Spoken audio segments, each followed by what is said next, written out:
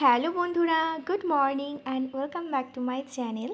তো আজ সকালে ঘুম থেকে উঠেই দেখি এত সুন্দর মেঘলা মেঘলা ওয়েদার, তার মাঝে ঝিরঝিরি বৃষ্টি, মনটা তো একদম খুশ হয়ে গেল। আর আজকে না আমি অনেক সকালে উঠেছি, যেহেতু হাজব্যান্ড অনেক সকাল সকালই বেরিয়ে গেছিলো, তাই আমি আর ঘুমাইনি। ঘুম থেকে উঠেই এক গ্লাস বিটরুটের জুস খেয়ে তারপরে একটু পড়তে বসে পড়লাম। জানো তো, সকালে আমার কোনো দিন পড়া হয় না, কেননা ঘুম থেকে উঠেই আগে আমাকে রান্নাবান্নার প্রস্তুতি নিতে হয়। তবে আজ সকাল 6:30টার দিকে উঠেছিলাম, তাই একটু সময় পেয়েছি বলে ভাবলাম যে একটু ম্যাথটা নিয়ে বসি। আর প্রায় 4 মাস পর আমি কিন্তু এই প্রথম ম্যাথ প্র্যাকটিস করতে বসলাম। সেই যে ডব্লিউবিপি কেপি ছিল সেই সময়, আর তারপরে গ্রুপ সিডি সেই সময়টুকু একটু দেখেছিলাম। আর আজকে ফার্স্ট ম্যাথটা নিয়ে বসেছিলাম। 1 ঘন্টা মতো ম্যাথ প্র্যাকটিস করে তারপরে আমি চলে এসেছি রান্নাঘরে রান্নার জোগাড় করতে। তো আজকে আমি রান্না করব আলু পটল কুচি কুচি করে ভাজা, আগের দিনের ডাল আছে সেটাই, আর করব মাছ। দেখো আমার সবজি কাটাও হয়ে গিয়েছে। রান্না করতে করতে আমার বারবার এটাই মনে হচ্ছিল কি জানো, যে যারা জয়েন্ট ফ্যামিলিতে থেকে চাকরির জন্য স্ট্রাগল করে তাদের স্ট্রাগলটা আমার মনে হয় অনেক অনেক বেশি। তারা কিভাবে সময় বের করে। আমার একার সংসার, তাই দেখো অনেক কাজবাজ থেকেই যায়, পড়ার খুবই কম টাইম পাই।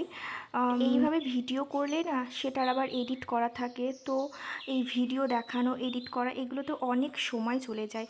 তাই আমি না মানে পড়ার দিকেই ফোকাসটা করতে চাই, ভিডিও তেমনভাবে অতটা করতে চাই না। তাই তোমাদের সাথে মিনি ব্লগগুলোই শেয়ার করি, বড় ভিডিও শেয়ার করি না।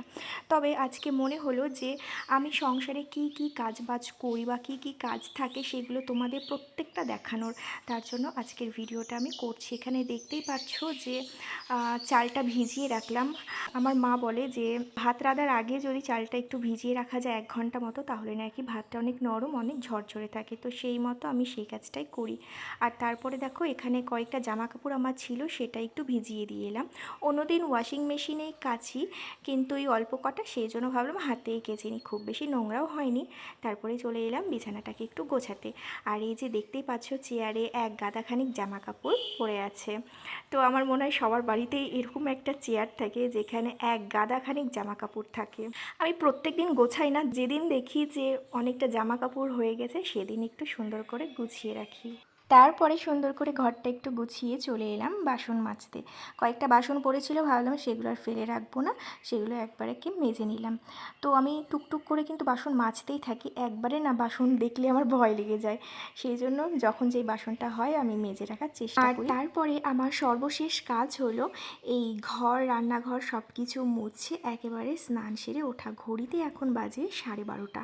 আমি না একটা মনে মনে রুটিন ভেবেছি যে সমস্ত কাজ করে আমি 12টা থেকে পড়তে বসবো, কিন্তু সেটা না সম্ভবই হচ্ছে না। কিভাবে কাজ করতে করতে একটু লেট হয়ে যাচ্ছে। দেখতেই পাচ্ছ এখন ঘড়িতে প্রায় 1টা বাজতে চললোই, 5 মিনিট মতো বাকি। তো আমার এখানে স্নান করা হয়ে গিয়েছে, তারপরে একটু ঠাকুরকে ধূপ প্রদীপ দেখিয়ে নিচ্ছিলাম। আর ওই যে জামা কাপড়গুলো কেচেছিলাম সেগুলো এখন ছাদে মেলতে চলে এলাম। তো এই যে আমার ভাড়া বাড়ির ছাদ, আর এখানে না অনেক গাছ আছে, আম লিচু সজনে ডাঁটা, তারপরে কলা করমচা বেগুন কি নাই সমস্ত রকমের গাছ আছে, পেঁপে গাছ। তো যখন যেটা প্রয়োজন হয় মাঝে মাঝে একটু আমরা পেড়ে রান্না করেও খাই।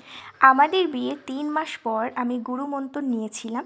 তো তারপর থেকেই এই যে পুজো দেওয়ার পর একটু গুরুমন্ত্রটা জপ করে নিই, তারপর খেতে বসি। তো আগে আমি কি করতাম, খাওয়া দাওয়া সেরে স্নান করে তারপরে পুজো দিতাম।